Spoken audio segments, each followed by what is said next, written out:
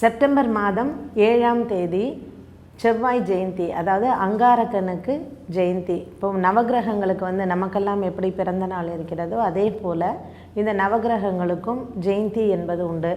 நவகிரகங்கள் அப்படின்னு சொல்லும் பொழுது சூரியன், சந்திரன், செவ்வாய், புதன், குரு, சுக்கிரன், சனி பகவான் இவர்களுக்கு மட்டும்தான் ஜெயந்திகள் கொண்டாடப்படுகின்றன. ராகு, கேத்து இந்த 2 கிரகங்களுமே சாயா கிரகங்கள், அதாவது ஷேடோ பிளானட்ஸ். அதனால் இவர்களுக்கு ஜெயந்தி கிடையாது. ஸோ இந்த ஆவணி மாதத்தில் பார்த்திங்கன்னா 3 கிரகங்களுக்கு இந்த ஆவணி மாதம் மட்டுமே ஜெயந்தி வருகின்றன. எந்தெந்த கிரகங்கள் அப்படின்னு பார்த்தால், ஏற்கனவே நம்ம சொன்னது போல் சென்ற மாதம் சனி ஜெயந்தி கொண்டாடப்பட்டது. இந்த மாதம் செப்டம்பர் மாதம் 7ஆம் தேதி அங்காரகனுக்கு ஜெயந்தியும், செப்டம்பர் மாதம் 30ஆம் தேதி குருவுக்கு ஜெயந்தியும் கொண்டாடப்படுகின்றன. இந்த ஜெயந்திகளுடைய சிறப்பு என்ன அப்படின்னு சொன்னால், செவ்வாய் கிரகம் என்பது எல்லாருக்குமே செவ்வாய் ஒரு கிரகம் அப்படிங்கிறது தெரியும். இந்த செவ்வாயினுடைய முக்கியத்துவம் என்ன அப்படின்னு பார்த்தோமானால், நம்மளுடைய உடம்பில் இரத்தத்தை ஆளக்கூடியது இந்த செவ்வாய் கிரகமாகும். நம்மளுடைய உடம்பில் ஒவ்வொரு உறுப்புகளுக்குமே ஒவ்வொரு கிரகங்கள் ஆளப்படுகின்றன. இந்த உடம்பில் உள்ள உறுப்புகளில் இரத்தம் என்பது செவ்வாய் கிரகத்தினால் ஆளப்படுகிறது. ஸோ இரத்த சம்பந்தப்பட்ட நோய்கள், அதாவது பிபி சொல்லலாம், சுகர் சொல்லலாம், கேன்சர் சொல்லலாம். ஸோ இந்த மாதிரி இரத்த சம்பந்தப்பட்ட வியாதிகள் அனைத்திற்குமே இந்த செவ்வாய் என்பது ஒரு முக்கிய கிரகமாகும்.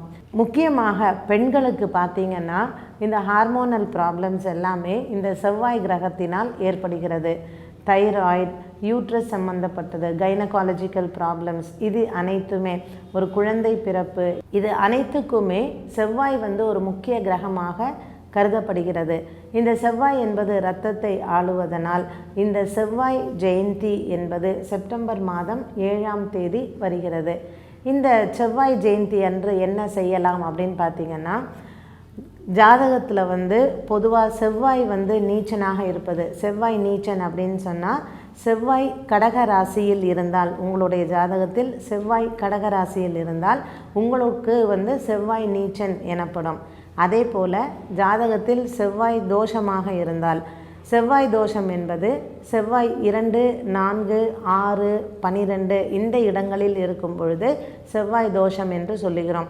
ஸோ இந்த பர்டிகுலராக உங்களோட ஜாதகத்தில் செவ்வாய் கிரகம் 6ஆம் இடத்தில் இருந்தால், ஜாதகத்தில் 6ஆம் இடம்ங்கிறது எப்படி கண்டுபிடிக்கிறது அப்படின்னு சொன்னால், ஜாதகத்தில் லக்னம் என்பது உண்டு.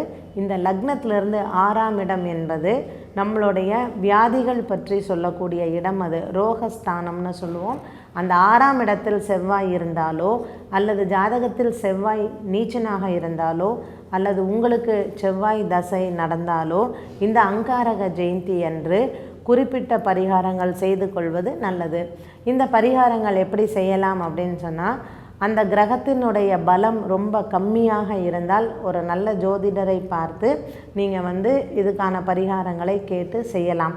அப்படி இல்லை, போகிறதுக்கு டைம் இல்லை, என்னங்கிறது தெரியல அப்படின்னு சொன்னால், மாலை 6 மணிக்கு மேல் நீங்கள் கோவிலுக்கு சென்று, சிவன் கோவிலில் இருக்கும் நவகிரகங்களுக்கு எப்பொழுதுமே முக்கியத்துவம் அதிகம். ஸோ சிவன் கோவிலில் இருக்கிற நவகிரகங்களில் குறிப்பாக இந்த செவ்வாய் கிரகத்திற்கு செந்நிறத்தில், அதாவது ஒரு ரெட் கலரில் ஒரு ப்ளவுஸ் பிட்டோ அல்லது முடிந்த நல்ல வசதி இருக்கிறவங்க ஒரு நல்ல பட்டு துணி எடுத்து செவ்வாய் கிரகத்திற்கு கொடுத்து, செவ்வரளி பூவினால் அர்ச்சனை செய்து, துவரம் பருப்பு தானம் செய்து, நம்மளால் முடிந்தால் பவழ, இந்த ரத்னம்ங்கிறது பவழத்தை தானம் செய்தால் இந்த செவ்வாய் கிரகத்தினால் ஏற்படக்கூடிய கோளாறுகள் அனைத்துமே நிவர்த்தியாகும் என்பது சாஸ்திரம் சொல்லுகிறது.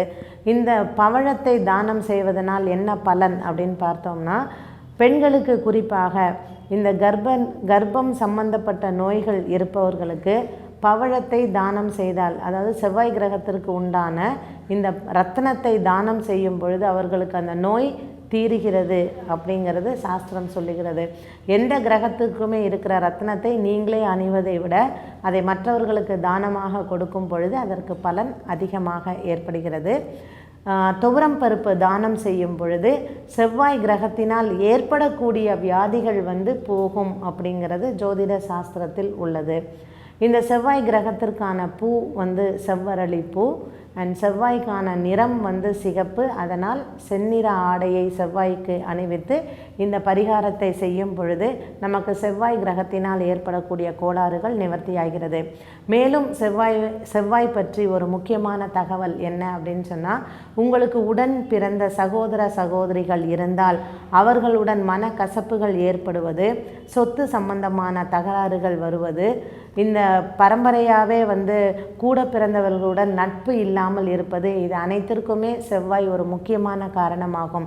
அதனால் கூட பிறந்தவர்களுடைய பலம், உறவு பலம் அதிகரிப்பதற்கும் செவ்வாய்க்கு நீங்கள் பரிகாரம் செய்யலாம். கோவிலுக்கு சென்று 9 தீபங்கள் ஏற்றி செவ்வாய்க்கு அர்ச்சனை செய்து வந்தால் உடன் பிறந்தவர்களுடைய உறவு முறையில் நல்ல பலம் ஏற்படும் என்பது உறுதி.